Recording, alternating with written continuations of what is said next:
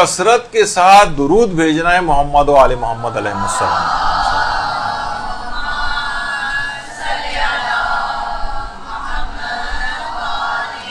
یہ دنیا کی بھی تمام مشکلات کو حل کرے گا، یہ آخرت کی بھی تمام مشکلات کو حل کرے گا.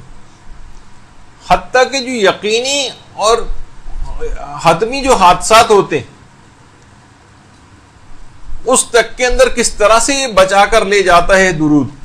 دیکھیے ہمارے ہاں کیا ہوتا ہے کہ عام طور پر چیزیں جو کچھ واقعات ایسے ہیں جو ڈاکومنٹ نہیں ہوتے، توجہ بھی لوگوں کو نہیں ہوتی. ہمارے ہاں ڈاکومنٹ کیا چیز ہوتی ہے؟ بس فلاں اداکارہ، فلاں کھلاڑی، فلاں کی باتیں، بس یہ ہم لوگ بیٹھے ہوئے، یا اس کی زندگی کی سیرت، وہ ایک ایک دو گھنٹے اس کے پروگرام آ رہے ہوتے ہیں، لوگ ان سے سوال جواب کر رہے ہوتے ہیں. اخباروں کے اندر جو کلر پیجز آتے ہیں وہ بھی صرف ان اداکاروں، گلوکاروں اور ان کی زندگیوں پہ، اور وہ سارا انٹرویو اسی سے ہوتے ہیں. ہمارے یہ چیزیں ریکارڈڈ عام طور پر ڈاکومنٹ نہیں ہوتی. ایک زمانہ تھا کہ مجھے میرے ذاتی طور پر ایک شوق تھا، پھر جیسے مصروفیات زندگی کی بڑھی وہ شوق پیچھے چلا گیا، کہ اس قسم کے جو عبرت انگیز واقعات اخباروں اور رسالوں ادھر ادھر آتے تھے جو حقیقی ہوتے تھے، کہ ابھی یہ کل ہی فلاں جگہ پہ واقعہ پیش آیا، فلاں جگہ پہ یہ چیز پیش آئی، میں ان کے اخبارات کی کٹنگز کاٹ کے اپنے پاس رکھتا تھا. تو کتنی ایسی چیزیں ہیں اس میں کہ ایک واقعہ ایک جگہ میں نے پڑھا تھا کہ ایک صاحب تھے ابرار حسین نام کے، جو کسی آٹوز کے اندر کام کرتے تھے. تو خود بہت شریف آدمی تھے. ایک محلے کا ایک خطرناک ایک بدماش سے ایک دفعہ ان کا جھگڑا ہو گیا، اور وہ باقاعدہ چھری لے کے ان پر حملہ آور ہو گیا. اب وہ بیچارے شریف آدمی اور تو کچھ کر نہیں سکتے تھے، نہ ان کے پاس کوئی اسلحہ تھا. وہ کہنے لگے میں نے اسی وقت درود پڑھنا شروع کر دیا. اس کا وار جو ہے فوراً رک گیا. وہ قریب آ کے یعنی پورا حملہ کر چکا تھا، اور ایک دم سے آ کر رک گیا اور کہنے لگا یہ کیا پڑھ رہے ہو؟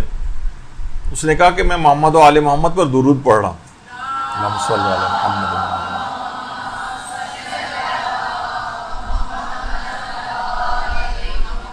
اس قدر خوفزدہ ہوا کہ چھری پھینک کر اسی وقت دوڑتا ہوا بھاگتا ہوا وہاں سے چلا گیا. پتہ نہیں کیا ہوا اس کو. تو یہ ایک ایسی بچانے والی چیز ہے. یعنی دنیاوی مشکلات سے بھی بات ہوتا ہے نا، کتنی آج کل گن پوائنٹ پہ چیزیں چھینی جا رہی ہیں. آدمی اپنا ذرا سا دماغ کو حاضر رکھے اور درود کی تلاوت شروع کر دے، انشاءاللہ وہ دیکھے گا کتنی مشکل سے آرام سے نکل آئے گا.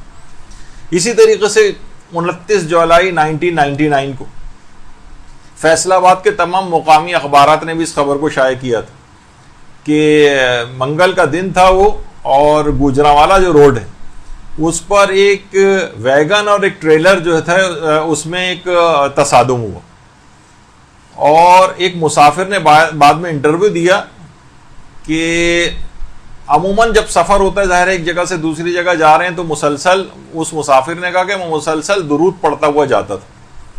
کہنے جس وقت وہ حادثہ ہوا، وہ اس کا ایکسیڈنٹ ہوا، ایک دم سے آنکھوں کے آگے میرے اندھیرا چھا گیا، اور مجھے ایسا لگا کہ کسی نے ہاتھ سے پکڑ کر مجھے وہاں سے نکال کر باہر کھڑا کر دیا.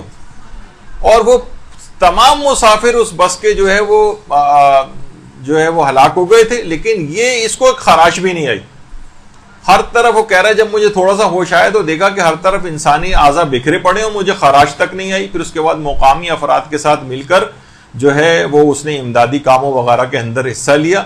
تو اس طرح سے آپ یہ سوچئے کہ اتنے خطرناک ترین حادثات کے وہ کہہ رہے ہیں جس وقت یہ حادثہ ہوا اس وقت بھی میں درود پڑھ رہا تھا، اور مجھے ایسا لگا کسی نے میرا ہاتھ پکڑ کر وہاں سے نکال لیا. اسی طریقے سے ایک واقعہ ملتا ہے، وہی میں نے کہا کہ ہمارے یہاں کیونکہ ڈاکومنٹ نہیں ہوتے ہیں تو لوگ سرسری پڑھ کر آگے بڑھ جاتے ہیں. یہ بھی 1999 میں ہوا تھا ٹوبا ٹیک سنگھ، کہ سوئی گیس کی جو ورکر تھے وہ سوئی گیس کی لائن میں مرمت کر رہے تھے، اچانک پوری لائن دھماکے کے ساتھ پھٹ گئی. 7 کارکنان جو تھے جو وہاں کام کر رہے تھے، تو 6 کارکنان تو اسی وقت جھلس کر ہلاک ہو گئے، انتقال کر گئے، اور اس میں سے ایک کارکن جو تھا وہ ان شعلوں سے بالکل زندہ سلامت باہر نکل آئے.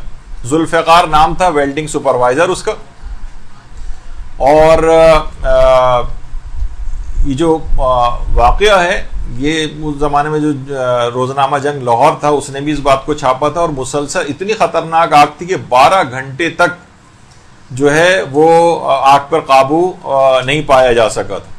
تو وہ ذوالفقار ویلڈنگ سپروائزر کہتا ہے کہ جس وقت یہ ہم لوگ کام کر رہے تھے اس وقت میں درود پڑھ رہا تھا، اور درود پڑھنے کے دوران ہی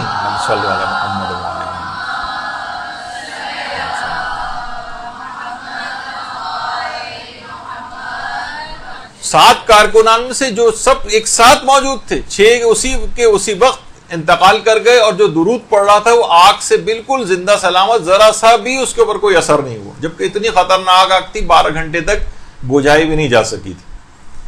لیکن کیا ہوا کہ اب علماء بہرحال اس طور پہ کہتے بھی ہیں، اگر کوئی واقعہ سنانا چاہے تو یوں کر کے بھی اس بات کو کہی جا سکتی کہ جب اس دنیا کی آگ اس کے اوپر اثر نہیں کرتی تو امید کرتے ہیں کہ پروردگار قیامت کی آگ بھی اس کے اوپر اثر نہیں کرے گی، اور جہنم کے اندر اس کو جلنا نہیں پڑے گا جس میں تمام فاسق فاجر اور ظالم افراد وہاں پر جل رہے ہوں۔